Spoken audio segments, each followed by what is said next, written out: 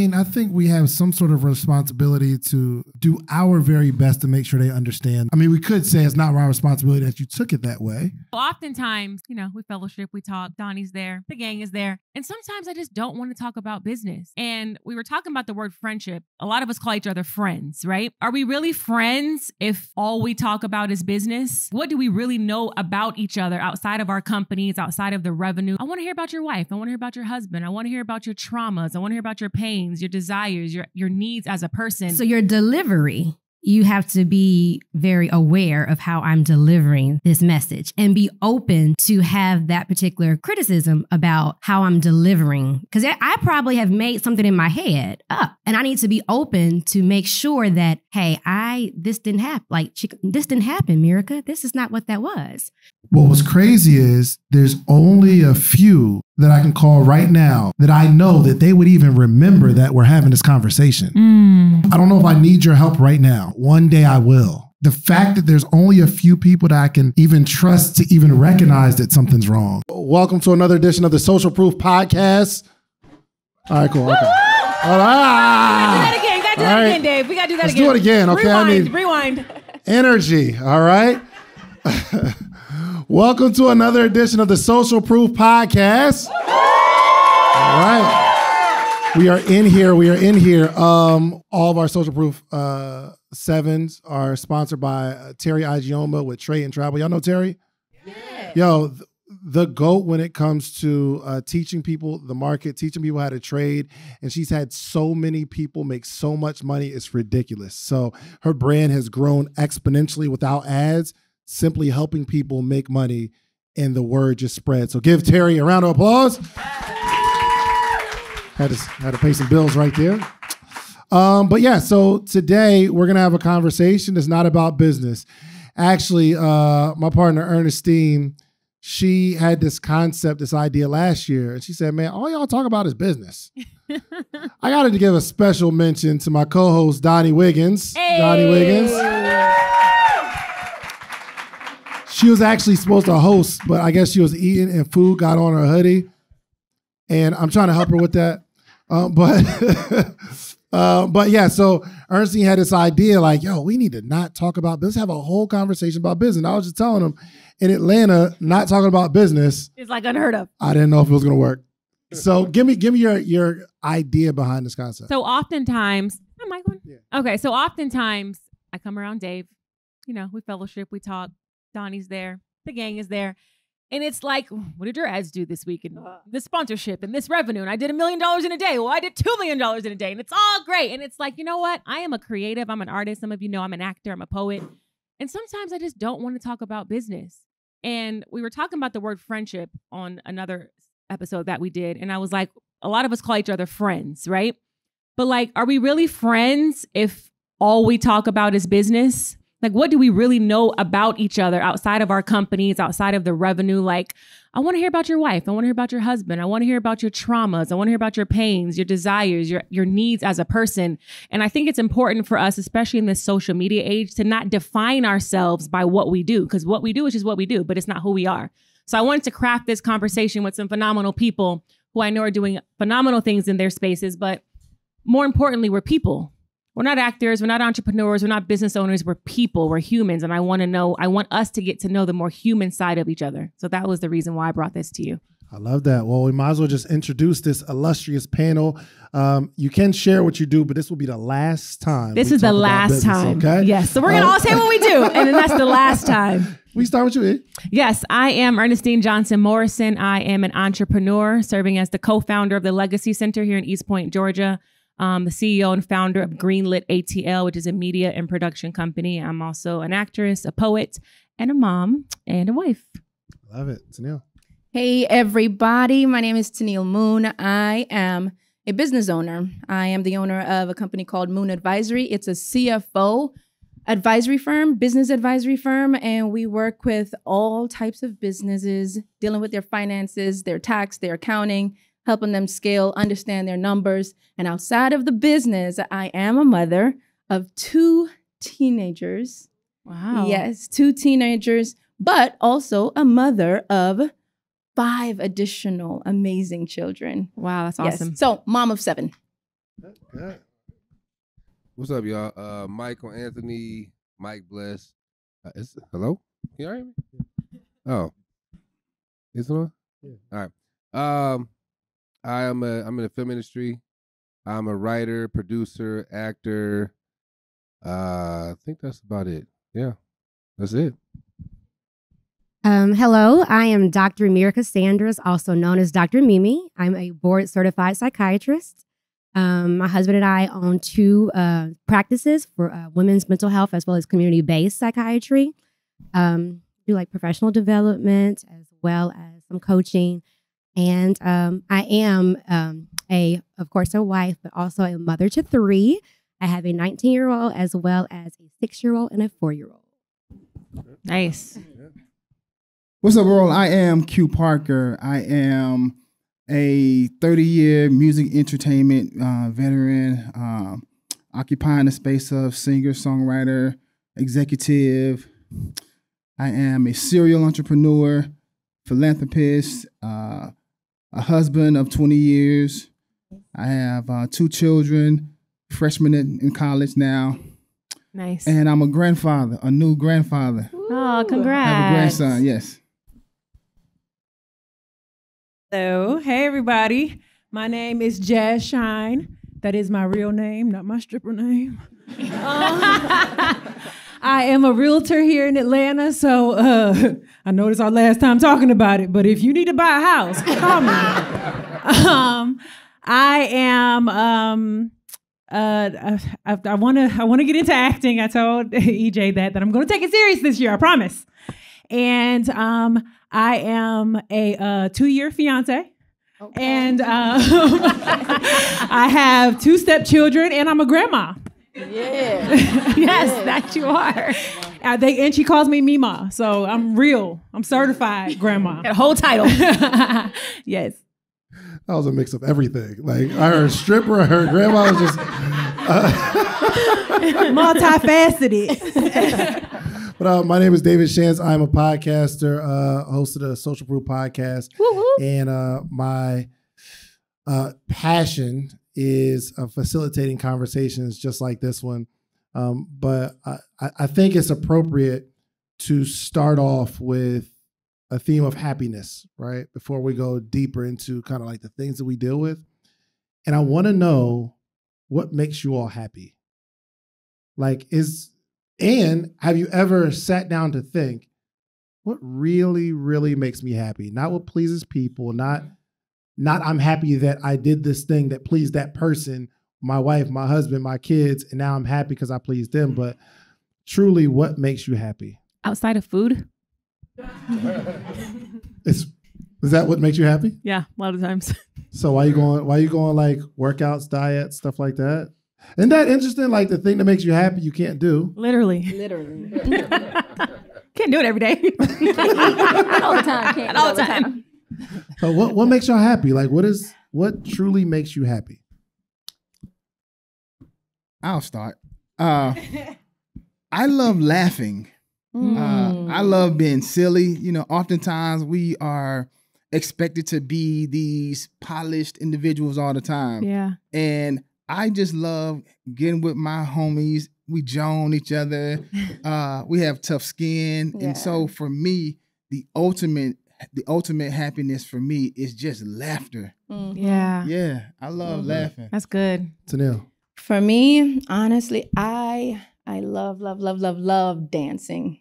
Really? Yeah, I used to be that person that you would find just dancing around the office all the time, but now I'm to the point where I don't care to be on beat. I just want to dance. I just want to dance. I'm like, take me somewhere, let me get lost, and I want to do that. It's just dance off beat, and at the end of the night, walk away sweaty and be like, that was the best time of my life. Oh, I love that. Yes. That's good. How often do you get to dance? I get to dance a lot. My husband likes to dance with me too. So it's like, it complements each other that we'll go out and we'll both look at each other like, oh, we need to dance. Are you Jamaican?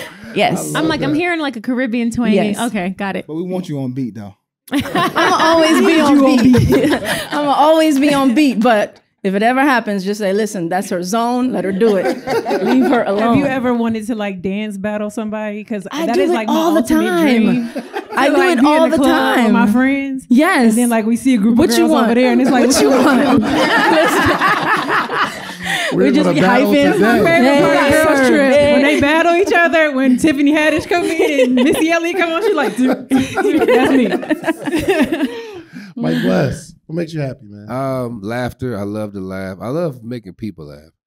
And then somebody said sing. Yeah, I sing? sing.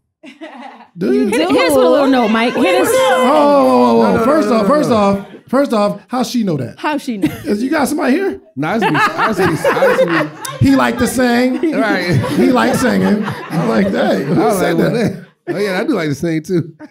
No, I was signed to a label. I was actually in 112 in my head long time ago. But I had a deal, but I didn't make it. So I'm in film. But yeah, laughter, and then you know what? Honestly, I love a nice scene. Like if I'm directing the scene, and the two actors are like, if it's like a love scene and it feels real, I just get like chills. So Yeah. I love it. Mushy. Okay, Be that mushy. Dr. Mimi. I like intentional experiences. Like I remember we went on vacation, and I made everyone. Had to kind of release some control, but I made everyone have their own experience for the people they were with, and mine was like yoga. And it was not just a yoga experience, but go and intentionally wear this, do this, be mindful. And that just created so much like fun memories for me. So just intentional experiences. So that's what I like. Love that. Money makes me happy. I think that money affords me to do all the other things that make me happy too, like buy shoes. I really, really like shoes. You do love shoes. So I buying shoes really- makes you happy. Yes, If you guys follow Jazz on Instagram, you know she stays with a shoe. I don't know because I don't wear them too, so they genuinely make me happy. I don't know what it is, y'all. Can I talk to you after this? But yeah, so and I genuine what makes me, of course, laughing because my friends and people that are close to me, I am like a 24/7 comedian with them. And sometimes it's exhausting though, because it's like I'm the one that they're expecting to be funny. But my dogs and dogs, period. I follow so many dog pages on Instagram, and Donnie knows. Donnie called me. Donnie's dog. Something happened to Donnie's dog. Don't cry, Donnie. Something happened to Donnie's dog, and me and Donnie, we know each other, but she's never really called me to talk to me. She said, I didn't know who else to call, who could understand my dog. And I was like, Donnie, calm down and everything. But when it comes to dogs, they light my life. Animals, period. It's like, wow, like God really thought to make something that doesn't talk, that loves you unconditionally. And so, yeah, that's it. Dogs. I think for me, what really makes me happy is like silence and just being by myself. Solitude, just solitude. Solitude. It's true. I can see that. Yeah, I mean, my whole life has been centered around Whoa. Took it somewhere else. Okay. And we're back. We're back. I am, my whole life is centered around people and making people happy and teaching people. And then I go home and it's mad kids in my house and a family. It's like people there. So It's people there. There's people in here. Mad other humans. Everywhere I go, it's just bad people. So if I ever get a chance to be by myself, that's what really makes me happy. And my follow-up question is, how often do you get to do the thing that makes you happy? And if not, how often would you like to? You know what I mean? Yeah. The laughter part all the time because I'm never serious. Except for now, I'm trying to act serious. I got my suit on. Got to be But- serious with the soup. Yeah, you got the turtleneck. You can't be a turtleneck joking around. And then And then the producers in the film is like it's every day because we do the skits and we're not talking about work. We're not talking about work. Well, that's but it makes me happy. Yeah. So, yeah, I do that. We do that probably about 6 times a week. So yeah, a lot of happiness in my life. Oh, you're real happy then. Happy is Mimi.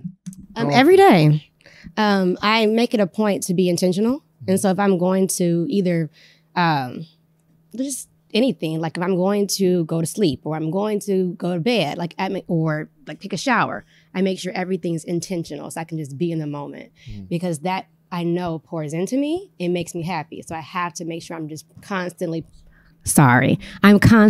replenishing myself. So every day I make it a point to have an intentional experience, whether for myself or for other people. Yeah. And I know you guys got a chance to talk about kind of how often, but now I want to know what really puts you in a funk. What are the things that give you anxiety where you're in this zone of uncomfortability? What's that, Tanil? Straight to me. That puts me in a funk. Make sure you bring your mic up. That puts me in a funk. Now. What gives you anxiety? Anxiety. All right. Let's say for me it's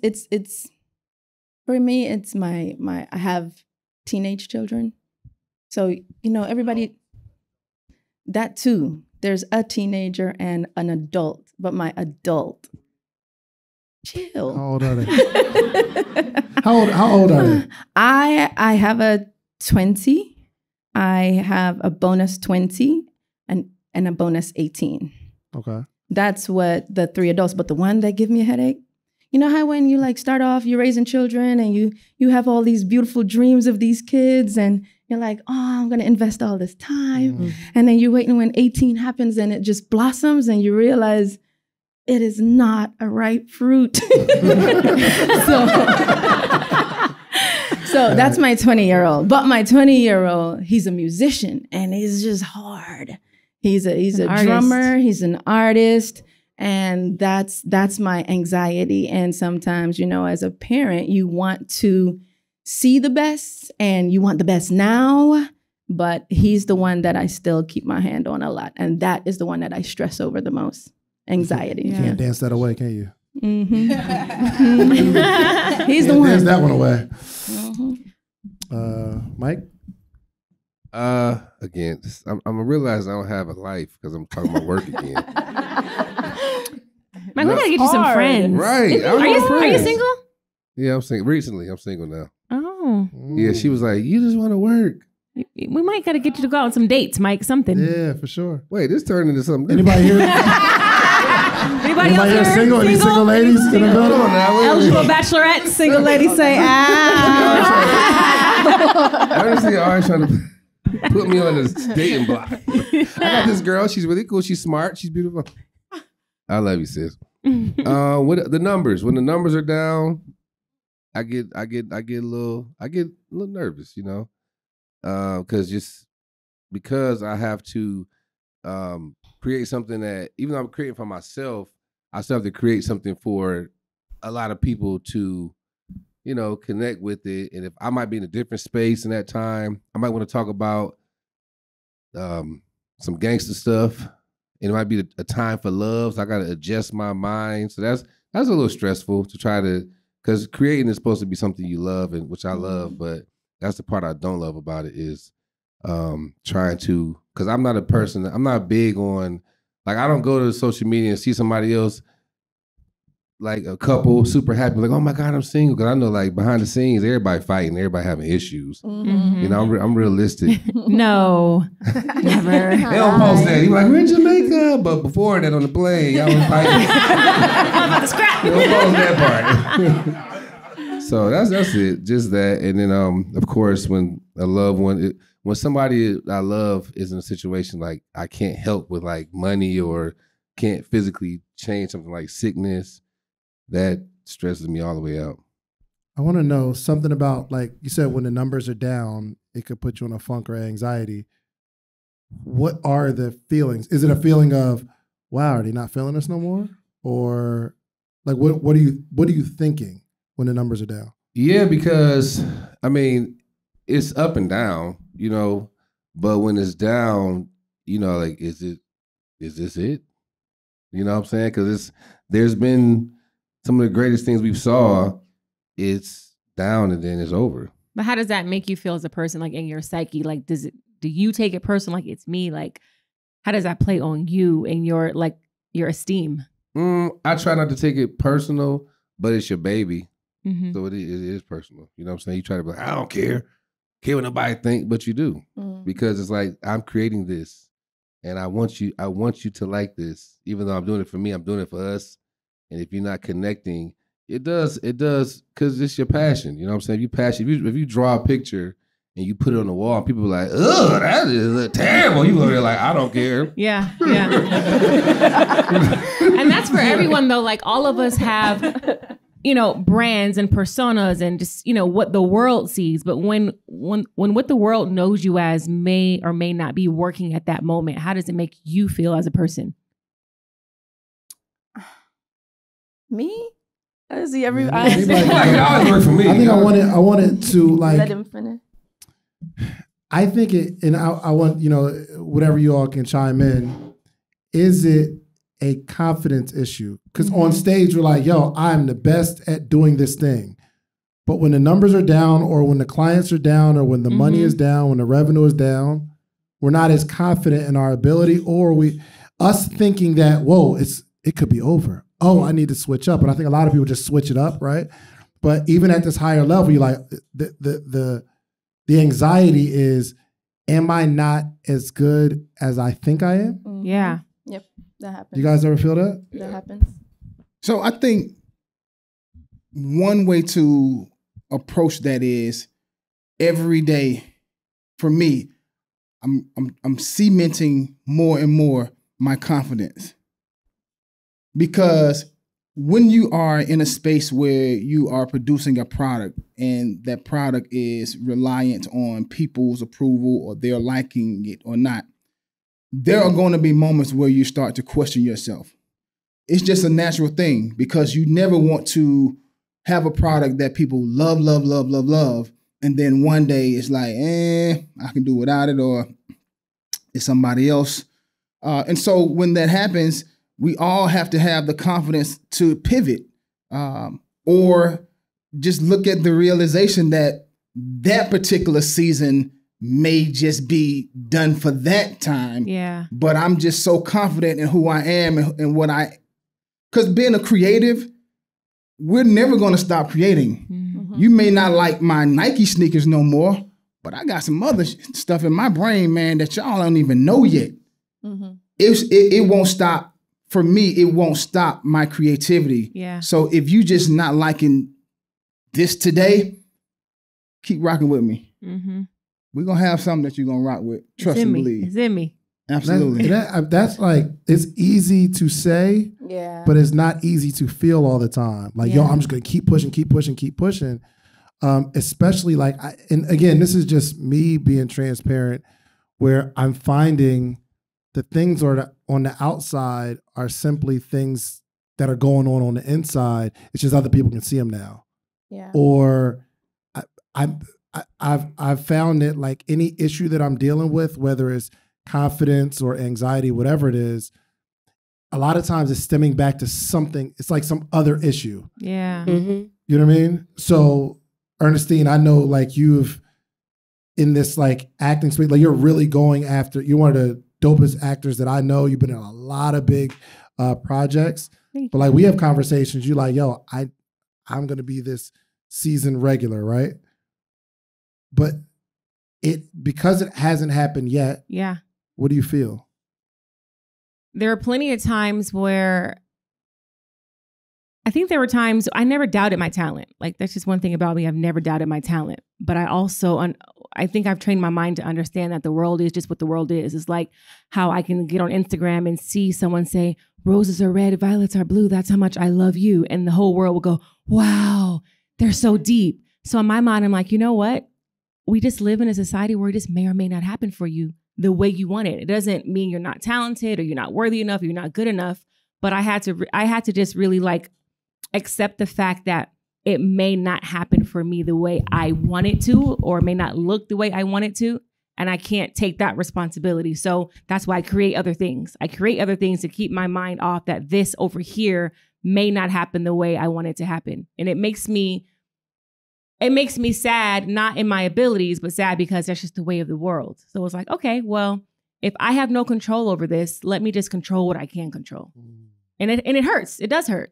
Especially when you see your friends, all of us, we see your friends, this person booked this role, this person's a series regular here, this person booked this lead. Oh, I remember auditioning for that too. And it's like, okay, I know it's not me, but maybe it's just not my time, or maybe it's never going to be my time. It's just the way of the world. It's the way of the universe. And I've accepted that. And it hurts. And what do you do when you start feeling that? I create something else, put my mind into something else. I called Dave and said, Dave, you want to do, you want to do an event? I love it. Yeah. How do you all handle that? Well, I think that, what I'm hearing is that we have to make sure that we're not putting our confidence in the wrong things. And whether that is, whether it's numbers or whether it is like likes or whatever, we have to make sure that we're staying grounded. And that's grounded of who we truly are outside of roles. And so one of the activities I ask my clients or patients is like, who really are you? Mm-hmm. Don't give me any role. Don't give me a teacher. Don't give me a doctor. Don't give me a mom. Don't give me any of that. Who are you at your core, your being? Mm-hmm. And what I do here is a lot of characteristics. So if I had to do the exercise right now, I would say that right now, at this moment, I am enthusiastic. I am love. I am peace. And so I'm just giving myself not only affirmations, but grounding myself of who I am at my core being. So I don't want to do. I'm doing all the time. So not who are you doing? Like, who are you really trying to become? Yes. And who are you? And so that's kind of where I kind of ground myself when I kind of get disappointed and, like have those feelings, like really sit in that particular hurt, but don't let that hurt put you in some type of dysfunction. Yes. So create more, laugh more, be that particular supportive person for whomever. Mm-hmm. And that is where you kind of just get not necessarily rid of those feelings, but how to really react appropriately to those feelings. Yeah. How do you find it when you can't find it though? Yeah. Like you can't find that answer. And you ask for help. Yeah. You ask for help. And that is hard. And I truly had to go through like a journey where like, okay, I graduated from medical school and okay, like I just got married, got a new career, had a miscarriage, lost my grandmother. And I'm just like, okay, I'm not even doing anything that I'm telling my patients to do.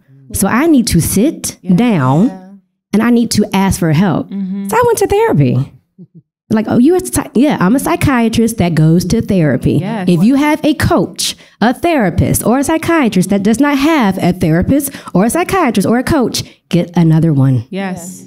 Okay? And so like really just ask for help. And I think perhaps in our community, in these particular high spaces where we are high performers, we don't know how to do that.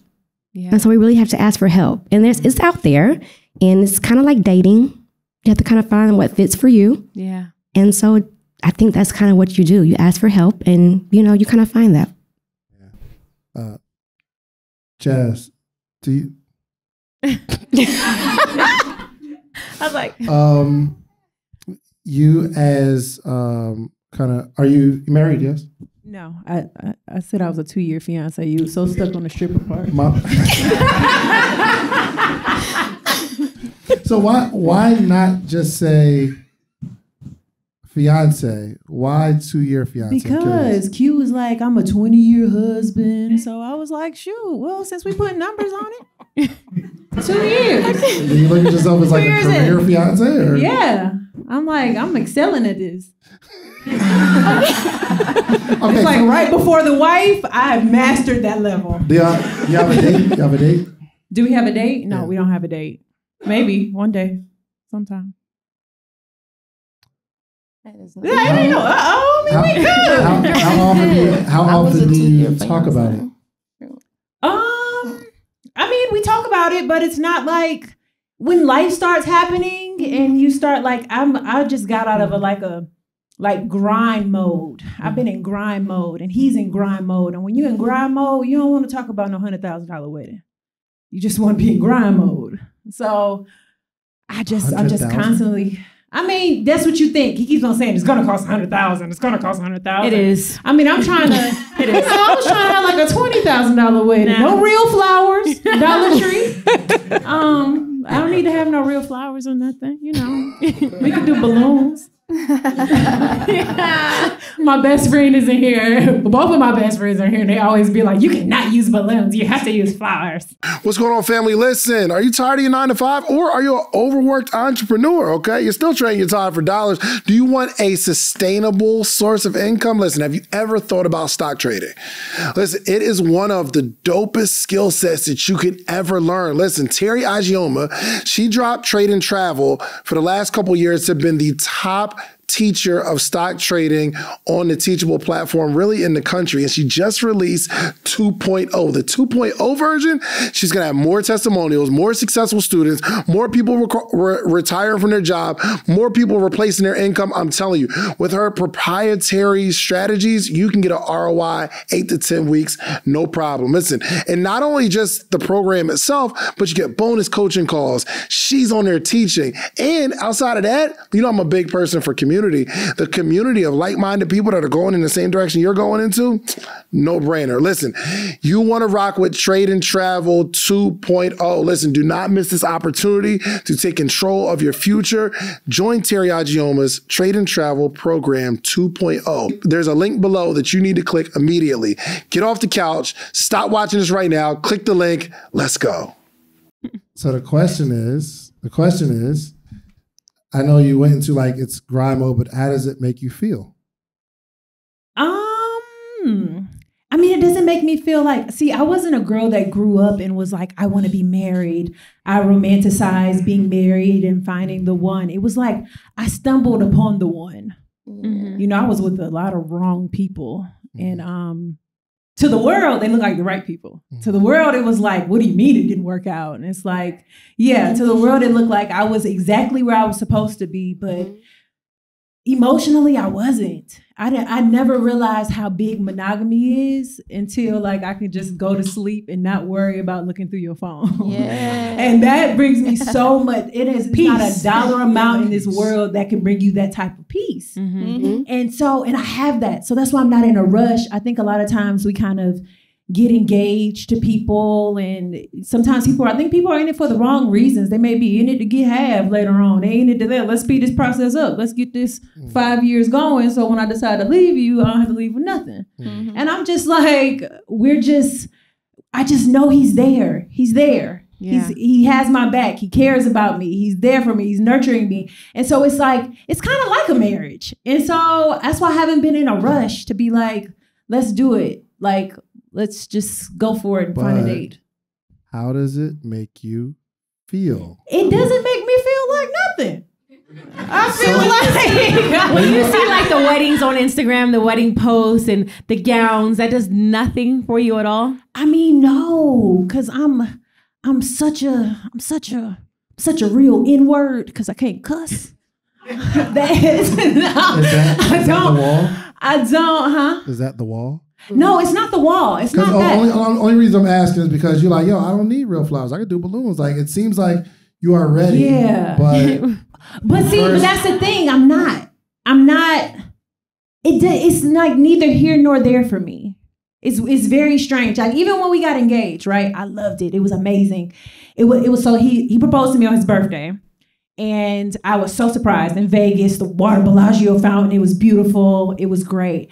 But it wasn't something that I was like pressed for. Like, you got to give me a ring because you got, time's ticking. It wasn't like that for me. It was just like, we're enjoying each other. We're happy.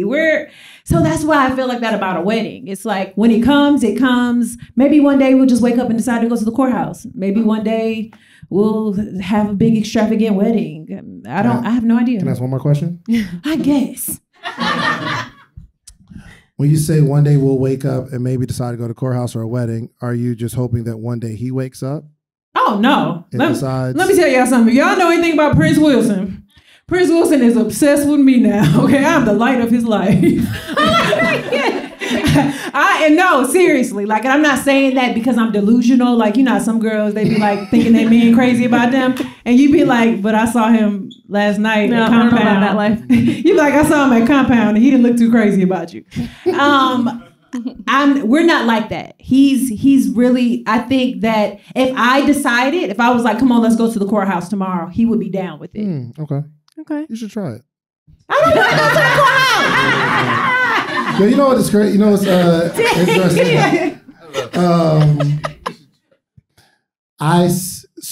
I do a lot of like, oh, I'm just indifferent. Like, it's cool if it goes this way, right? But I found out, or I was watching something, and they said that what's the opposite of love? Hate. Well, it's like it wasn't hate; it's indifference. The opposite, because love is a strong emotion. Hate is a strong emotion. Indifference, no emotion. And for me, I've mastered indifference, which is really like the opposite of loving or hating something. And sometimes I'm so like, I try to, neutral. I want it so bad, but I disconnect myself from it. So I'm trying to go as far away from the thing that I want so bad, and I move into indifference. And then it just becomes, it's cool.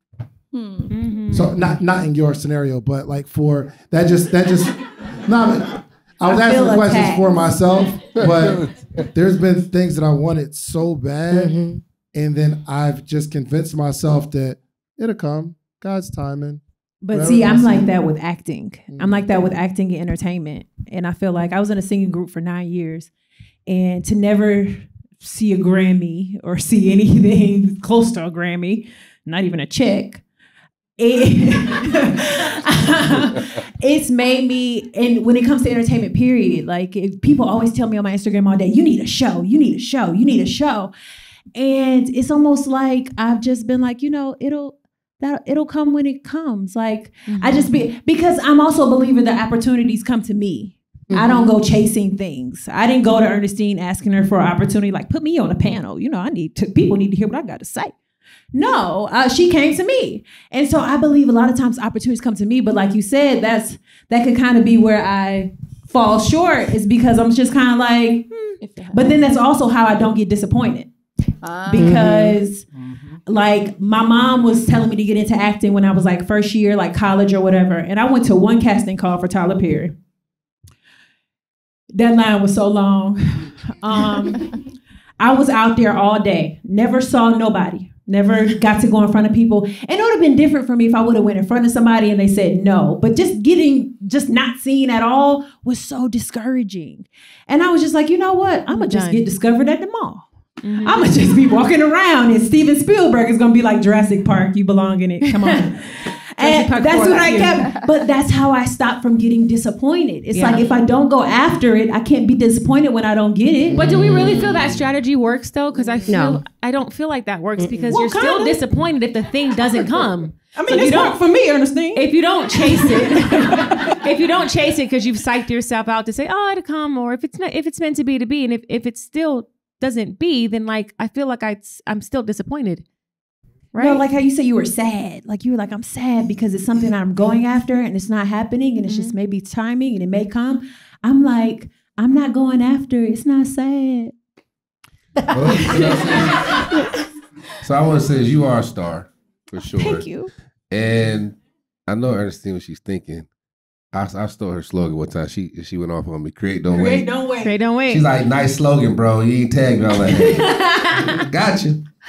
So I love it. No, but I think that, and that's it's business. This is not work because we're talking about this. But that's what we did with the skits. So I'm an actor, and I do audition, and I go for roles, and I do disconnect. I don't think about the result, because that can be stressful. Like, I gotta have this role. I give it. I say, hey, I gave my best. I gave my idea of this particular character. I left it out there. It's on y'all. But the balance is, we have created something without them, without Hollywood. You know what I'm saying? That we make it more than most actors. because we created our own. Because now with social media, you have the opportunity to cut the middleman out. And if people see you on your own platform, it's going to naturally grow anyway. You don't have to have that feeling because the people are going to accept you because they're laughing right now. Think of a number in your head. How much do you think it would cost for me, a pretty successful entrepreneur, to coach you every single day, to give you all of the game? I'm talking about every day for an entire year, Monday through Friday. I'm on a virtual call teaching you how I've done the things that I've done, and me updating you every single day in real time on all the business moves that I'm making, all the negotiations that I'm in, everything that I'm doing before I actually do it. How much you think? And let's say Monday through Friday, and then on Thursdays we do a Q&A where not only do you get a chance to ask your questions and get them answered, but you get to hear the answer from a whole community, hundreds of other people on a call, and you get their answers that are going to help you too. What do you think? And once or twice a year, get together, free conference that we all get to come to, and you get to meet all these people that you see virtually. How much do you think that would cost every single year? 10,000? Not even close. It would probably be closer to 100,000 because it's just, my time is valuable, and to give you the sauce that's going to help you make millions, I'd have to charge you at least 100,000. But what I've done is created a community where you get the advantage of learning how to become an entrepreneur. You get to network with hundreds of entrepreneurs every single day. You got a community that keeps you inspired and excited. You will read a book club with us every single day. We'll also have an event where we come together once or twice a year for free. We do all of that for $399 for the year. Now, you can also get it at $79 a month, but $400, the price it costs for 2 pairs of Jordans, no tax, of course. You get all of that, $399. Now is the time you join the Morning Meetup. You've been watching the Social Proof Podcast. You've been watching me build my business. You've seen where it started. And if you're just now understanding what's going on with my brand, go ask somebody. I've got receipts of things that I built over the last decade, okay? I am willing to coach you, $399 for the year. Listen, go to themorningmeetup.com or click the link in this video. Let's get back to the episode, but keep in mind, I want to coach you. Let's get started. Yeah, but that's what gives me anxiety, social media. Ernestine, oh my God, me and Ernestine just went to a wedding last August, and Ernestine is so social media. She's a social media queen. She's listen, sit like this. We're going to take a picture. We're going to get a video of us walking in, and then they're going to get us coming out. She was getting the valet people involved. They was we don't know how to do this. She was, hold this camera for me right now. She was Prince, stand to the left. No, because the aesthetic, it's the aesthetic. It has to be 1, 2, 3, 4. I was in a room. I said, I don't want to see Ernestine today. I don't want to see her because creating gives me so much anxiety because and that's why I do stuff I'm funny on Instagram when I genuinely feel it. Yeah. I don't want to create being funny, not to take a jab at create, don't wait, because I'm totally with that. Down with that, sister. I feel that gives me anxiety as far as having to continuously produce something and put something out. Your followers go down if you don't. Your engagement suffers. It's I don't feel like making a video today. I don't feel like putting on no makeup today. I mean, I did today. Right. But I don't feel like doing that today. I don't feel like being funny today. Sometimes I'm in a weird space. I'm really scared of death. I don't know why. Not me personally. I just know y'all gonna miss me if something happened to me. But I'm really scared of losing people close to me. Yeah. And sometimes I get in these funks and I'm just I'll wake up just randomly and just be and then I'll look at Instagram and it'd be such and such passed away at 93. And you'd be why, God? It was 93. She's gone too soon. And that kind of stuff, you know what I'm saying? So waking up every day needing to put out something is stressful. Yeah, yeah. That's an interesting. What is that noise? A C? A C? A chair. Chairs. It's the chairs. Somebody's some oil. How do y'all? Then I want to know how your clients deal with this, handling loss, losing people, because I don't know if I handle my losses, especially of people, the best. How do you experience like when people come to you because they've lost somebody? So with grief, we've heard that it's not linear, and you are meaning that you're not going to go, okay, I lost something, I lost someone, I'm going to go through these steps, and then I'm going to be able to accept this loss. No, it comes in waves, and it can you can experience. One of a psychologist would say that you experience anger, and then you experience some bargaining, the depression, and bargaining. Yeah, so like, God, if you will allow this person to live in the capacity that they were in my life, then I will do X, Y, and Z, or I'll change my life. So you're bargaining. And so different types of emotions that you're going to have in grief. Now, disclaimer, I am not a grief expert. And a lot of your grief experts are psychologists or therapists, and they really have to walk you through this process. Grief expert is an actual thing. Well, you have psychologists or therapists that specialize in grief, that focus on grief. Wow. And you talked about a loss of loved ones. We also need to talk about a loss of other things. Personally, I have a son with special needs. And before we discovered that he had special needs, we had an expectation of what our son together would be like. Yes. Okay. And so having to walk through that particular type of grief and still do is, it comes in waves. And so now, like when he does have these particular moments and when we can't do certain things because of his particular disabilities, I have to take a step back, realize what emotion I'm in. And that sometimes I'm angry. Like, why did this have to happen to me and my son and my family? But I really have to recognize those emotions. And then I think someone had something, maybe a theme, but changed my perspective.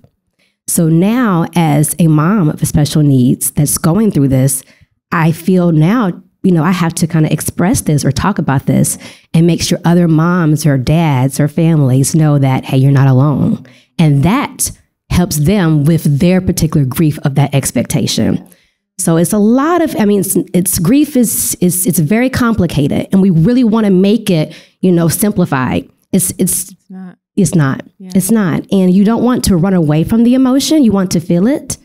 But you, again, do not want to sit in it and let it become dysfunctional, where I'm avoiding, I'm not sleeping, I'm not eating, I'm not establishing relationships because I'm scared. I'm worried.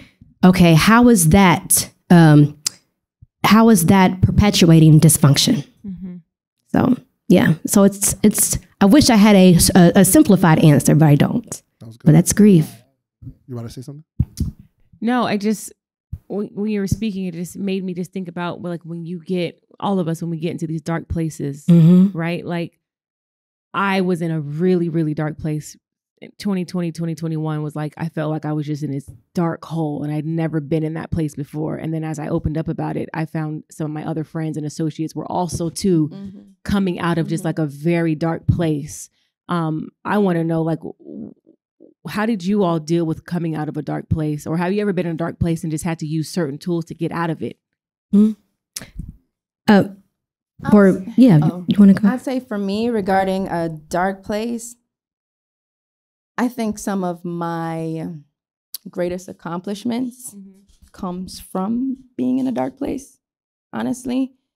For me, I don't ever want to be held down or be down for too long or be depressed for too long. I'm the type that kind of almost ignore. I know I'm there, but I refuse to feel it. And I use that energy to do something bigger and better so that whoever put me in that dark place can see me shining bright. Have you ever been in a place though where you couldn't pull yourself out though? So it's one thing when you're in a dark place and then you're like, I'm not going to allow myself to be here. But have you ever been in a place where it's like, I can't get up? Not me. My mother, think of that. When my mother transitioned, that was my dark place. And it like you said, grief is not a step by step, it was a process. I was homeless. because of it. I just gave up on life. I was the walking Yeah. dead. Yeah. But what happened for me, because I went to several funerals after my mother transitioned, and it was like family members. I was just there like, well, you know, I was so Numb to it. yeah. It's like my mom is like, I love you, cuz, but And What's the most important You person ain't to you mama. goes? and that sounds terrible. It's transparent. But then I went to my uncle's funeral, and his pastor went up there, and he said, "Death is a misunderstood reality." And that one thing, it was like, oh, you know, I didn't take it personal. So it just, What is the misunderstanding? Well, the misunderstanding is we know it's gonna happen, but we don't. It's like nobody really thinks about, you know, the last day on earth. But you know, we all know it's gonna happen, but when it happens, it's kind of like, why God, or you know, why me, or why? Because it's inevitable. It's something we all gonna have to face one day, and it's not really a bad thing. Death is a part of life. It's a part of it. You know, you can't have life without death. So, but when it happens, because this gift of life that you have, because a gift is something you didn't earn, you don't deserve it. But this gift that we have, we just like, this is mine, I own it. So when something happens to somebody, selfishly we feel like, yo, that was my mom. But when you're watching the news, Yeah. and for that moment, like, oh, that's messed up. Turn the game back on. You know what I'm saying? But now it was your mom. I was like, wait a minute. It's personal. This was my mother. But my mother was a great person. So was that child's mother. You know what I mean? So it's nothing. It's just because I was mad at God. I was mad at God. Yeah, I was mad at God. I feel like, man, I got my Uncle Edwin. This dude smoked crack, steal, and he had all the funerals. Y'all not supposed to laugh at that. I don't know if that's funny. Because we all got family members like that. He and my mom were talking about, man, they got chicken in. I'm like, man, shut it. Uncle Edwin is high at the funeral. I'm like, God, why? Stop. Why you ain't take him, God? Don't just, you know, what y'all doing up there? So, oh my God. So I was a little mad. I was mad at God. I was. But you stayed in that dark place for a while. I was there for years. I was there for some years. I mean, I got into.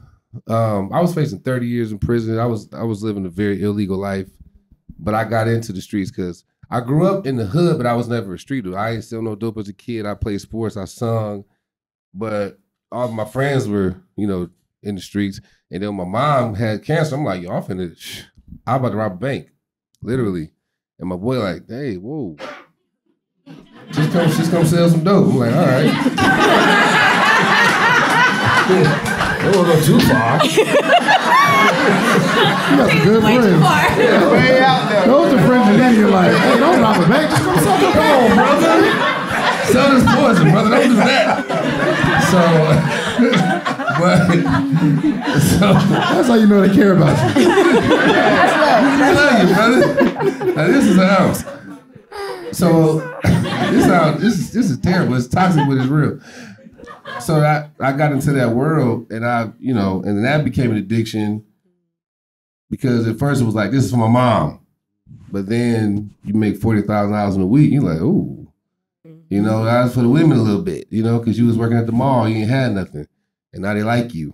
And then my mom, when she transitioned, I lost everything, like all the stuff I had, all my cars, everything. I lost everything, and I was living in my sister had gave me a 97 Toyota Corolla. This was in 2010. This ain't that long ago. I was living in that car, and because I just didn't care. I was, what you said earlier. I didn't want to get hurt again. I didn't want to love no. I didn't want to love no nothing. I didn't want to love my sister like that. I didn't want to love no woman. I didn't want to love nothing because that I didn't want to feel like that hurt again. So I just was like, I don't even want to love life. Yeah. So I just was like, I'm out here, you know. But then hearing what that pastor said that one day, it was like God just. I went to my uncle's funeral to be revived to life. Wow. Yeah. Q, you had a share? Man, I'm just sitting here, right? And as we are just like going through all of these different levels, something just hit my spirit, and it was like, how well are we preparing? And what I mean by that is, so like when you're talking about if there's a fire in your house, you go through the steps that says, okay, if this happens, throw the ladder down, the fire extinguisher over here, go do this. And so when we're talking about these dark moments, my first thought would be, I'm a fighter. Mm-hmm. And I know that I can tell myself, Q, this not you. Get up, do something. Fight mode, never flight mode, right? I'm always telling myself that. But as we're talking about it, like you said, but have you ever just been in a dark, dark place? And so now, as we're talking in my mind, I'm like, okay, what happens, Q, when you do get in a space that's like dark and you cannot fight? And the thing that came to my mind was prepare. That means I need to prepare and call people that I know that love me and trust me, that I trust to say, hey, if you ever see me in a space before you get as a fighter, you know Q gonna get up. Yeah. But if one day you don't see me get up, let me put you already in line and say, yo, Q, get up, bro. This is not you. Yeah. And so that word preparation and prepared just hit me heavy because, like I said, I'm a fighter and I'm gonna tell myself every time, Q, nah, let's go. Change, put on a different hat. Let's do this. But if that doesn't happen, if I get so low to the point where I cannot move and all of those things, I need to have already prepared some people in my circle to be like, bruh. Yeah. Yeah. You know who that was? For me, it was God. Mm-hmm. Because because it was nothing nobody could have said or done in that space. Like I have everybody saying this and this and that, but it's like when my mama gone, I really want to hear none of that. You know what I'm saying? It's like, yeah, all right, bro. Like, yeah, bro, this. And his mama alive, I'm like, I want to hear that. You know what I'm saying? So God knew the only thing that was going to bring me back was for me to hear that line. That line that man said in that moment. I don't know that man. I don't know him. He wasn't there for me. But that was God. Even though I was mad at God, that's how merciful he was. Faithful. Because I was very upset with God. Yeah. You know what I'm saying? So sometimes ain't nothing we can do for each other. Sometimes we gotta lean on the higher power. Yeah. When, Amen to that. Amen to that. Like what Q was saying, man, that and I started, as he was saying it, I started thinking about all the people in my life that I can call. Not when I'm down, but when I'm up. And say, hey, if anything ever, if you ever see me like outside of my character, good season, in the good season, what was crazy is there's only a few that I can call right now that I know that they would even remember that we're having this conversation. Like, yo, I don't know if I need your help right now, but one day I will. Yeah, and I need the fact that there's only a few people that I can even trust to even recognize that something's wrong. Yeah. That really I don't know. I really got like Donnie's one, right? We'll have we was actually supposed to, her birthday was the other day and we were about to have a lunch. We were all going to go, but she said something in the happy birthdays and the congratulations. She said, I forgot what she said, but I was like, my intent is what I was like, hold on. No. I was like, yo, after this, just me and Donnie are going to go. This can't be like a group thing. And I don't know if it was like that deep, but it was like something that I caught because I know I'm paying attention, right? Like how many people in your life are paying attention? Yeah. Or just expecting you to be the fighter. Like, come on, Q, get up. I don't need that right now. I need somebody to let or me love talk. you enough to fight for you. Yeah, for sure. Yeah. It was something on the Shade Room the other day. Who posted? I think it was the pastor, John Gray. Is that his name? He posted something about Tyrese. Yeah. And he said, don't quote me on this, but it was something like he was in a really dark place. And he said, I was the wrong person. He said, I was dead. No, he said, I was dead. And Tyrese showed up to fight for me. Like he fought for me to live. Wow. Those are the type of people you want in your life. When I see something is wrong with you, and I'm just going to show up just to be there for you, just to be present. Yeah. Wow. Yeah. Goodness gracious. I can honestly say that everybody around me that is close to me. I mean, well, I'm not. I'm a person that's always like kind of up. So it's easy to see when I'm not in the space I'm supposed to be in. But I have a really solid group of people around me and solid group of friends who really care. I even got some people that's like my friends right here and the people behind them can understand. You know what I'm saying? Because you got your core people, and then even like my B team would know that like it's something going on. Not your B team, right? You know, you gotta have a B team. And so I just have a really like when it comes to like my mom, when it comes to the reason why I chose my 2-year fiance, it's like for reasons that. Like, no, for reasons, not because I think he's cute or because anything else. It's just like he's somebody that prays with me and prays for me. I never had a man in my life ever. I used to question whether or not the guys I dealt with knew God. I used to be like, no, you got a tattoo of a cross. Do you know Jesus? Right. Like, so it's important to have somebody pray with you and have somebody, to have somebody to be able to really show up, like you said, and somebody that like when I was going through changes and like in my career and didn't know what to do, I remember Prince was calling me and praying with me every day. He would be at the gym training because he wakes up at like 5 a.m. And I wake up at like maybe like 9, 10-ish, sometimes 11. He would call me and he would pray with me. You hear all the stuff going on in the gym. You hear Future in the background, like bros in Atlanta. And Prince is praying. He's praying with me on the phone. And to make sure that my mindset is right. And I really feel like I wouldn't have made as much money as I made and been as successful if it wasn't for him. He plays such a big part. And then here come my friends that are like, it's important to have friends that let you know that like you are the SHIT. Me and my friend Christine just had a conversation about this. It's so important because sometimes I know sometimes we kind of get into it with friends and it's like, not get into it, but like you kind of just get caught up in the motions and you don't you don't tell your friend that she's beautiful today. You don't tell your friend that you killing it. You look good. That jumpsuit, you wearing that jumpsuit, girl. Or like, dang, no shoes. Or like, you know what I'm saying? And sometimes we need that as friends. And because my friends are some of the most, I respect them the most. So when they tell me something, it's like, I know I'm killing it today. Right. I need something. I know. Right. My friend Christine, if she say you look good, oh my God, you are astounding. And so I need to hear it from my mama. I need to hear it from people. You need to hear that you're doing good. You need to hear that you weren't where you used to be. You need to hear those things.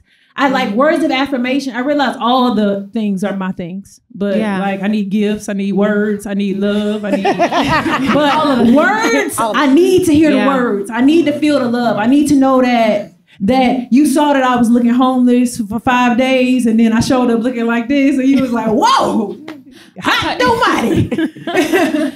Like speaking of friends, it's like my mom had a heart transplant a couple years ago, right? Like my mom's story is freaking amazing. It's a miracle. Like the doctor called and said the heart was here. She was only on the waiting list for like 5 days or something like that. When we know people are on the waiting list for like years, she was on the waiting list for like 5 days. The heart came, but I can't rush to the hospital. I was on my anniversary trip and we rushed to the hospital in LA. And my mom's best friend of like 30 years, all of her best friends of like 30 years that I knew growing up, they were all there.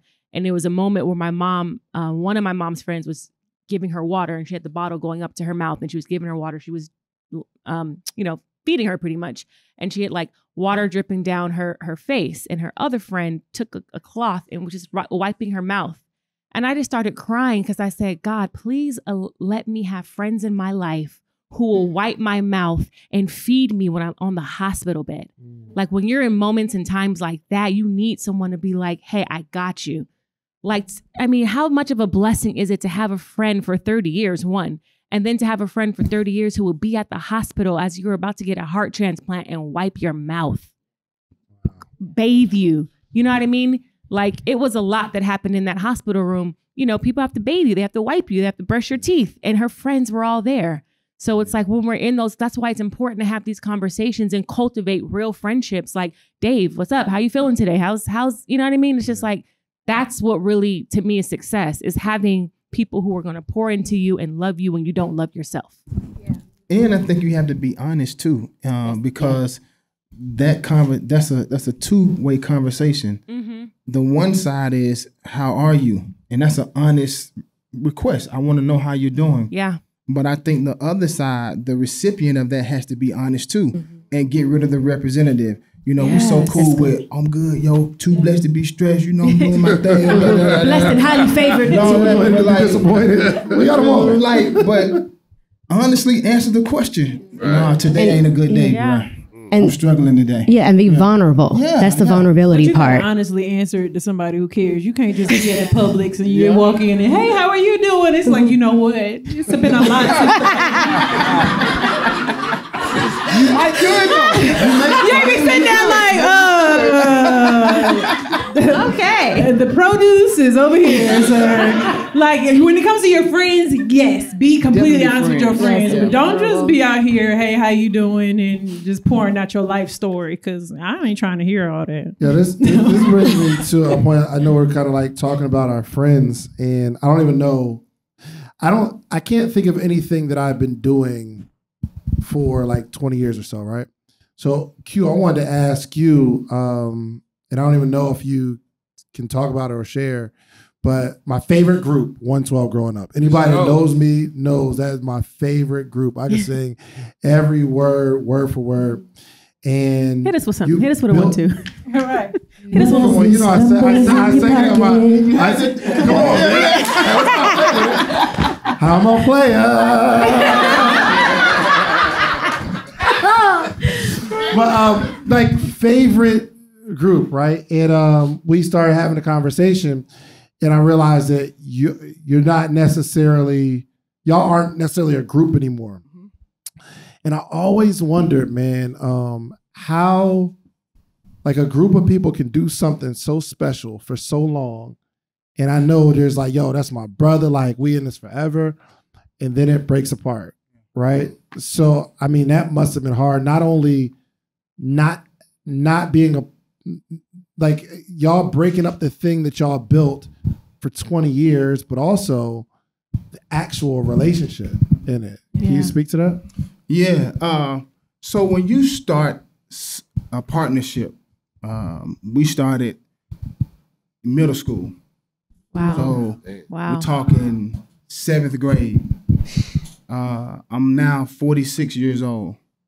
And so we're talking 30 plus years of a professional relationship.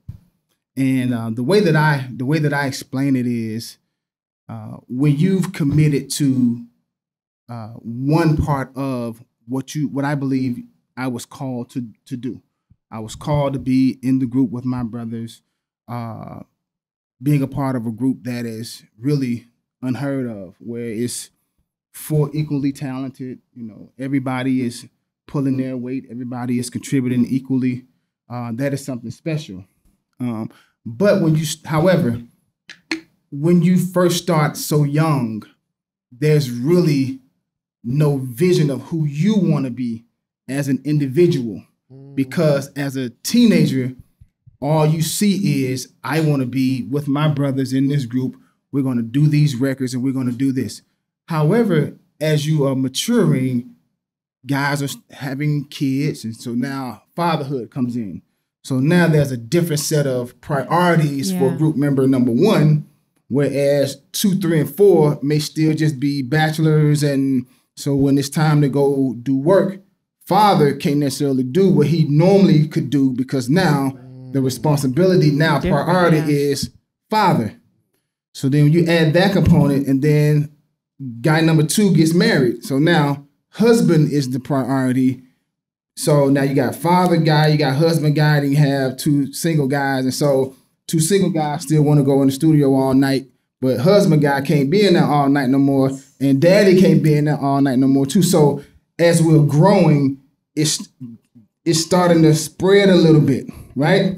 And so for me, it got to the point where after 30 years, I needed to allow some of the Q Parker personal interests now take the forefront. And because you always had to put the group first, yes? Always had to put the group first. And it's one of those things where it's so demanding because the requests are forever. People always want to see you. And so you have to decide, how can I juggle this? How can I balance this? And it's either you in it or you got to get out of it. Because if you stay in it, you will allow it to just be the main priority and nothing else. And so for me, it got to a point where I needed to entertain some of the Q Parker personal interests. Yeah. And, it's not the popular decision, but I always say I have to fight for comfort. I have to fight for my personal comforts and where I want to do for my life. And my contributions to my group, I'll say this publicly, I love my brothers. However, I had to make a decision because there were some personal things that I wanted to do that I had to put by the wayside for so many years. And so for 30 years, I suppressed a whole lot of stuff that I personally wanted to do. Mm-hmm. And so on my 42nd birthday, I've made this declaration that I know because of the way that I live my life. God forbid anything, I've already projected that I'm going to live 90 or better. I know that. And so in this second phase of my 40 years to 90, I have to allow Q Parker to be the priority. It doesn't mean that I don't love my brothers. It don't mean that they will forever be what they are to me. Mm-hmm. I just don't occupy that space anymore because the priority for Q Parker has to be Q Parker's personal interests. That's good. That's good. But thank you so much for what y'all gave. But good job. Absolutely. Yes. Q said, I gotta put me first, Lucius. I feel that. No. We can do it in the shower. Both of our bodies. Hey. Yes. All right, bro. Let me have my moment. I was trying. Can I say this before we go forward? Please. I actually, this really happened. I got to share this with him in the back. I was so in the group in my head so hard that I had made it. They had one of the covers with the black, they had the leather joints. Yeah. Was that part 3? Yep. Man, I put myself in, I Photoshop. I promise. It was before Photoshop. You had to cut yourself out. Put that thing on the wall. Oh. All right. That is funny. That is funny. Have you all had any hard breakup with maybe like long-term friends or long-term projects? Like, have you ever had any? I don't know if I've had any. I've had some people that have like kind of just, we drifted apart, but it's not like there was like anything in it, like malicious or anything like that. But have you all ever had to deal with that? Anybody? Yes. Personally, in your personal life. I'll say personal because success, man. Some people, it's weird. Like a lot of stuff, it gets really weird. But like notoriety and all that stuff, not everybody. 'Cause some people are gonna be supportive, but it gets weird. Like family and like friends who y'all was kind of on the same. I'm gonna say same level because y'all gonna be on the same. As far as notoriety is concerned, it changes because this person want to be a rapper or whatever, and you was the person carrying the bags, supporting them, and then some kind of way you became the forefront, and now somebody giving them the phone saying, "Hey, you take a picture of me and Mike." You can see their face a little bit like, damn. So it gets weird. Did you confront that situation? I didn't. It just kind of, because it's like, it's kind of awkward. It just feels, I should have, but I didn't. Yeah, it deserves a conversation, right? Yeah, it deserves a conversation. But I mean, and I was wrong. But I was just like, man, because I just feel like, because we use the word hating. Like, man, you hating on me, bro. Like, why? I was rocking for you. You was supposed to be this, and it didn't happen that way. But if it would have went that way, I still would have been carrying your bags. But it happened this way, So, but all of a sudden, you're not able to support me like that, you know. And it could have been a conversation, but what happens is you don't talk about it over time. You know, the other argument is really this. Y'all followed about the tissue, or you know what I'm saying, something that's but the real foundation of it is The root. Yeah, you like, bro, you hating on me, man. I was rocking with you. Yeah. You've dealt with that? Eve? I'm sorry? You've dealt with that? Oh yeah. Like a breakup from a friend. Yeah. I had a really bad friend breakup in 2020. And I don't know why friend breakups are harder than relationship. Like, They are. I had a really, I mean, it was part of the reason why, it was part of the reason, not the whole reason, but it was part of the reason for my dark place to have that friend breakup. You feel like this person, you've sowed seeds together, you've grown together, you were my sister. And like to have that feeling gone. Yeah. And then it's hard for you to trust again. It's hard for you to build that with someone else. Cause it's like, oh, I had this and it hurt me deeply. Absolutely. Did y'all have the conversation? We did. How'd it go? It didn't work the way I thought it was going to work. It just, the relationship just ended. In your head, you thought it was going to happen how? In my head, I thought, because I'm a super like self-accountable person and I confront. Everyone who knows me knows I confront. Like if you make me feel away, I'm going to call you and we're going to talk about it. So I felt like I'm mature. I'm going to call her. We're going to talk about this. She'll say her piece. I'll say mine and it'll be over and we'll move forward. And I said my piece and she said hers and it was done. And that hurt even more. I'm like, oh, I thought we were going to talk about this and I would say sorry, you would say sorry, and we would move on and we'd be back lunch girl next week. But no, it never got back. And it still hurts to this day. Me and my best friend, we fell out while she was getting married. And and looking back on it, I realized that we fell out while she was getting married because she was in such a happy place and I wasn't. And it was just like, here I am chasing this man all over the United States. 2 years. And you're getting married. No, not this one. You know what? You mixing them up. Don't mix them up, y'all. Don't mix them up. Right. You're like, let's separate them now. I'm in a good space now. But she was getting married. And as busy as I was with music and doing stuff, I wasn't able to be fully happy for her. And we ended up falling out. We didn't speak for like a year and a half. Ran into each other in the mall in Zara randomly. And I think it was right before Valentine's Day. And she was looking for something for her husband. And I started helping her look for something. It was like we never stopped talking. Yeah. And we got right back on track. And it was actually the best thing that happened for our relationship because we kind of needed to grow a little bit outside of each other to kind of understand. Like I would have never been able to say back then that I was jealous or that I wasn't in the space that I wanted to be in. That's why I couldn't be happy for you. As now looking back, I'm able to be like, that's where I was. And I'm happy that I'm not still there. Yeah. But it's important to be able to, because a lot of times we be the people doing people wrong and y'all don't want to admit it because y'all got problems. And no, because I'm saying it's hard to be like, listen, I was a part of the problem. Everybody want to be like, everybody's doing stuff to me. Yeah. You're doing stuff to me. You're hurting me. And it's like, well, no, sometimes I've hurt people and I didn't realize I was hurting people because I was in a space that it was just like, understand me, understand that I'm in this space. Why are you asking me about your wedding? And you know that my relationship is on the rocks. Yeah.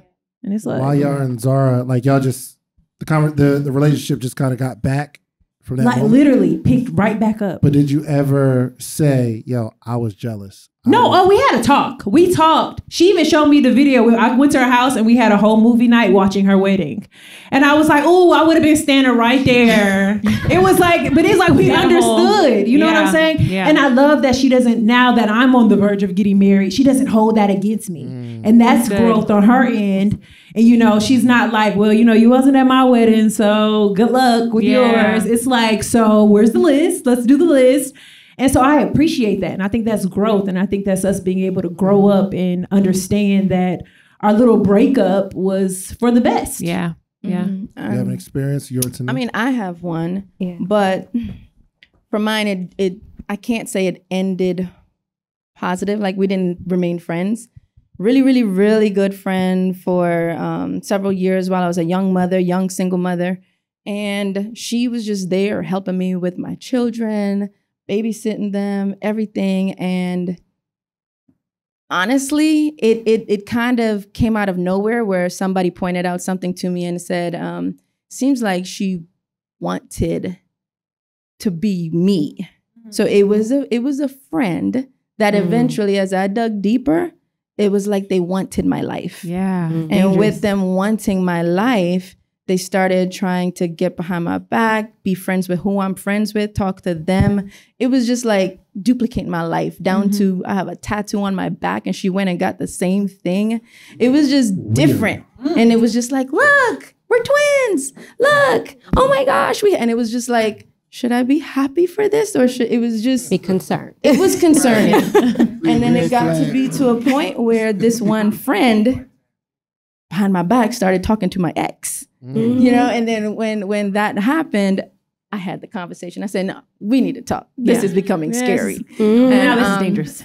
So when we spoke about it, I'm very confrontational. I don't hold it in too long. And when we had a meeting to talk about confrontational. I wouldn't say confrontation. I'm going to confront the situation. I've never heard anybody like actually say that. I am very confrontational. It doesn't confront her. Yeah, no, for sure. Yeah. I like it. Confront her. Island people talk backwards. Yeah, I hate confrontation.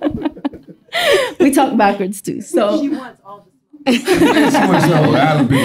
So when I said something about it, I just wanted to become friends again. I just wanted to air it out, say something. And when I brought it up, it was like, you know, why do you, it didn't go over smooth. It was more so like, I can be whoever I want to be. I don't need to have to be you, and you can't control me on how I'm being. And if I want to friend your friend, I'm going to friend your friend. And it just became that. And I didn't do anything else but say, okay, goodbye. And then it didn't end bad.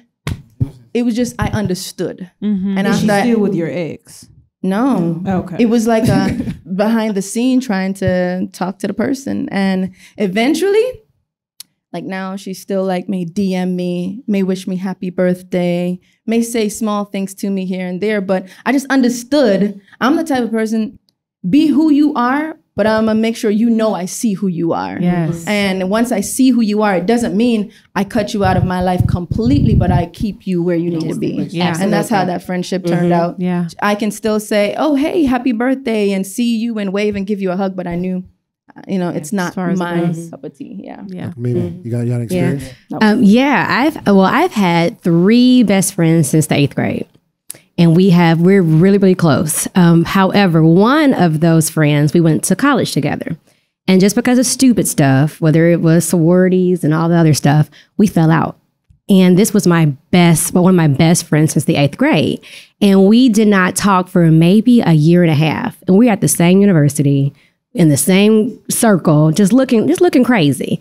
And I would say I was immature. I mean, we're in college, but however, I just had the insight to say, you know what, a conversation needs to be had, and I'd want to always not cut relationships. I just want to untie them, because I really want to make sure that number one, I have reason to cut this relationship. And also, I never know when I'm going to need someone, when that person is in a different season, and that we can kind of eventually get back together. So we had a conversation, and I tell my patients sometimes we have to lean into difficult conversations and again, acknowledge the emotion. And then when you're having these conversations, say, hey, I'm very kind of nervous about having this. However, like, I want to see where this relationship is. And this is my wrongdoing, or what I perceive as my wrongdoing in this fallout. And then also knowing that it's not my responsibility how that person's receiving this particular conversation. Yeah, so I'm doing my part, coming to you, and I'm nervous. I don't know how this is going to go, but it is not my responsibility to make you receive what I'm saying. Yeah. But I think we have some sort of responsibility to do our very best to make sure they understand, though, right? You might say something away and they don't take it that way. And I mean, we could say it's not my responsibility that you took it that way, right? But then we have to work on our ability to communicate the idea. Yeah, so your delivery, you have to be like very aware of how I'm delivering this message, and be open to have that particular criticism about how I'm delivering this particular portion of, because I probably have made something in my head up, and I need to be open to make sure that, hey, this didn't happen. Like, this didn't happen, Miraca. This is not what that was. And so, long story short, we were able to have that conversation. The relationship at that time never got back to where it was. However, as adults going into different seasons, we were able to mature individually. And now all three of us are like just as tight as we were in the 8th grade. Good. So I just allowed time to do what it had to do. And during that time, I did my work. Yeah. And I was just fortunate enough that she did hers too. Yeah. Mm-hmm. That's good. Good for you. I want to hear everybody, just in 10 seconds or less, I want to hear what you think one of your greatest gifts is. Because a lot of times, like, we operate from what we think is a lack in ourselves. And it's really important for us to identify our gifts and lead with our gifts daily. So I want to hear something that you think is your gift, 10 seconds or less. My gift would be laughter. I think I'm able to make people laugh in any situation. We be at funerals. I got something to say. Like, I'm just saying, I have that ability. Like, my mom even says it. She'd be like, "Hey, nobody be sad around you." Yeah. And so I think that's my gift from God, is just to make it can be tough, but trust and believe. I'm gonna find a way to joke about it. Thank you. I think my gift is the gift of giving. I'm a giver. I'm a servant. Yeah. I think maybe like solution folk. Like, I'm a good listener. I like to listen. I'm probably a little nosy, but I like to listen. But I also like to listen to help find solutions, to help, like, okay, what can we do about this? How can we change our perspective? I think my gift is honesty. Could be a tough gift to have, especially in today's society. But yeah, that's my gift. And I believe mine is, I'm understanding. I think that's one of the biggest things. Always trying to understand. I don't care about being right, wrong, me being right, wrong. It's just, I need to know how you think so I can understand you and give you grace in that space. That's good. Mm-hmm. I think mine would be my ability to see stuff. Like, I could just see, like, I saw this building and I saw y'all, and it's like I got these like ideas and visions, but Visionary.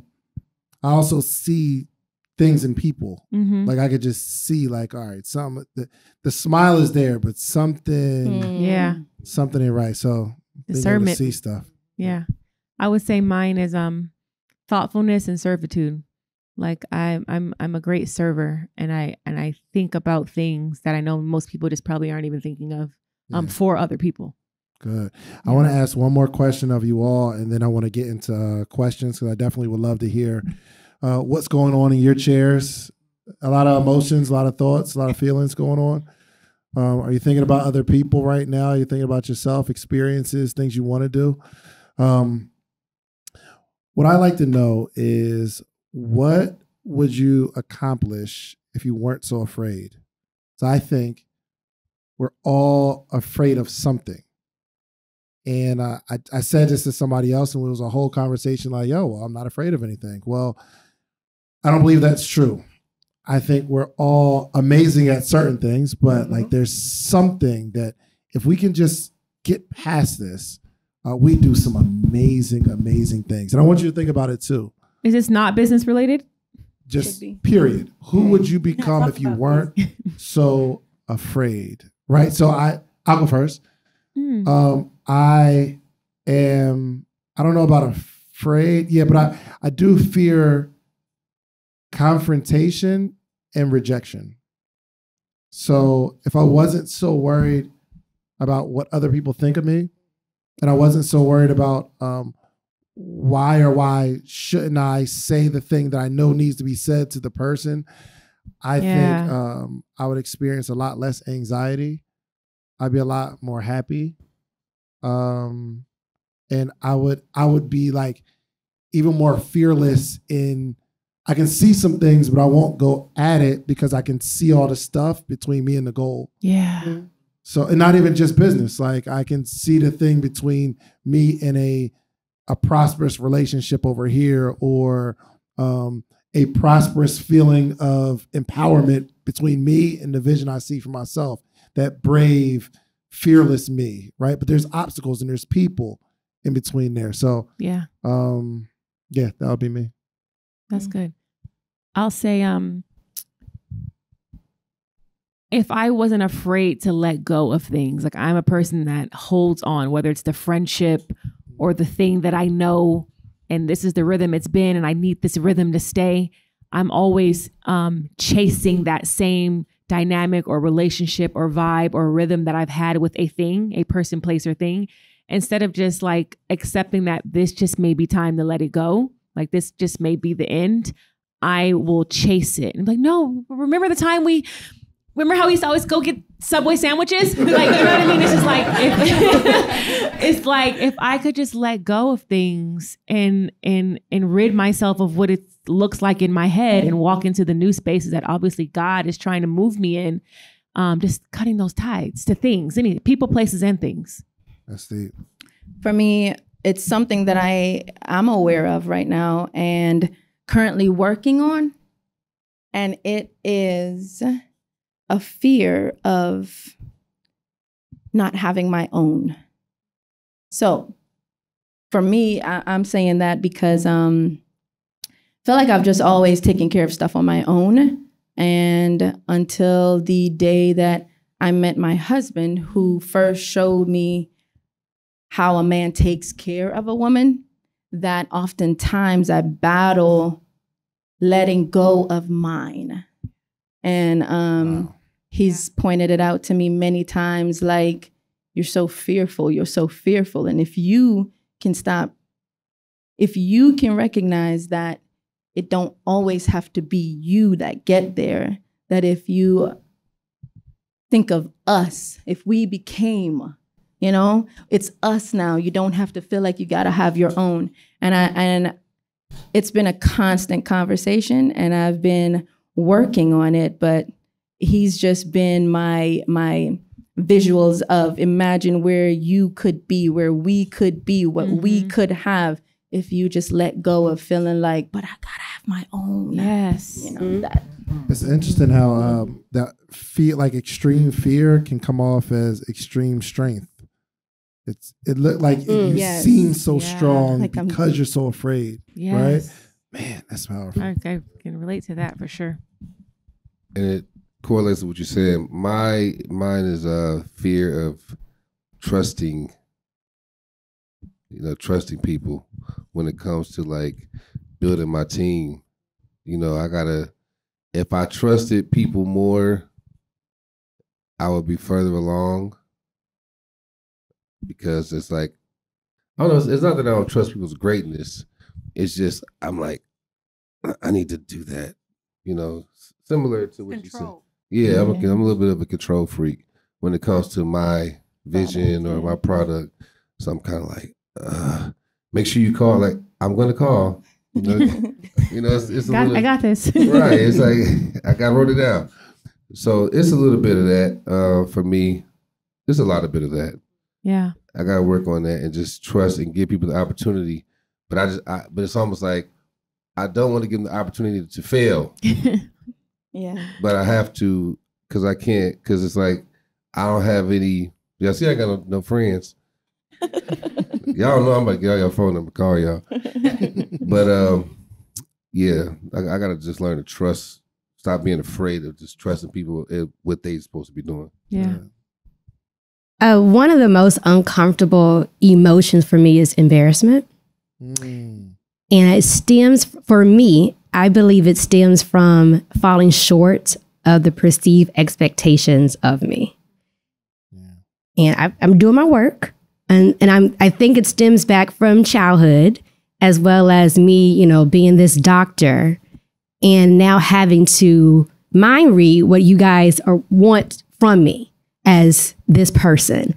And so if I fall short of this imaginary benchmark, that I feel that embarrassment. And so I constantly work on that and say, I just have to show up. I have to show up, and regardless. That's good. I would say mine is a fear of just being so polished all the time. I'm a huge detail-oriented person. I am, my shoes got to be a certain way. My jewelry got to be a certain way. When you go in my closet, this has to be a certain way, blue, red, white. Like, I'm just so detailed. And that comes very OCD. And it comes from, I believe that my generation was the last class of artist development, like true artist development. Yeah. And what that was it was like it's drilled in you to be on at all times. Like, especially since a kid, you've been on. Yes. And so that to me is just wanting to always show up. When the lights come on, you got to perform. But not only perform, you got to perform. And sometimes just allowing, your shoestrings to just hang out. Just take it out. Give him a round of applause. But yeah, it's so polished all the time. Yeah, that's good. Yeah. That's really good. Jazz. My biggest fear is looking corny. Yeah, that's the real thing. It sounds crazy. That's the real thing. No, it sounds so crazy. No. But and it's not to say that don't go to my Instagram page and be like, she look corny right there. Because it's me. It's how I feel. But that's what I'm scared of. I've missed out on a lot of opportunities because I'm scared to look corny. I'd be like, nah, I'm not doing your skits on Instagram. I'm not doing that. That's gonna look corny. But it's like, if I did it, I probably could have been way further along than I am. Yeah, and so I had to let go and because I'm not afraid of embarrassment. Because I'm just a jokester by nature. So I like people to feel like I'm not afraid to laugh at myself. But being corny is two different things. And so if I can let go and be like, you know what? I'm going to take this opportunity. I'm going to do it. Even though I might look corny, but I'm going to do it. I love that. What I like to do, man, is take maybe like a quick 5-minute break. Okay. But I want you guys to keep the conversation going. Like, get to know somebody, ask them what their greatest fear is, or ask them what they need help with. Cause that's a good question for a lot of, especially high performing people. What do you need help with? Mm-hmm. And that means that something's wrong for them, right? If they need help with something, that means they ain't got it all together. Yeah. So sometimes you can get past a barrier by just asking certain questions. So ask someone in this 5-minute break, just to stretch your legs, and we'll come back to our favorite part, which is Q&A. And not that we are going to have the answers for you, but sometimes the therapy is getting your question out. And there's going to be somebody that can come up to you like, yo, girl, I went through that same thing. It might be after this is over.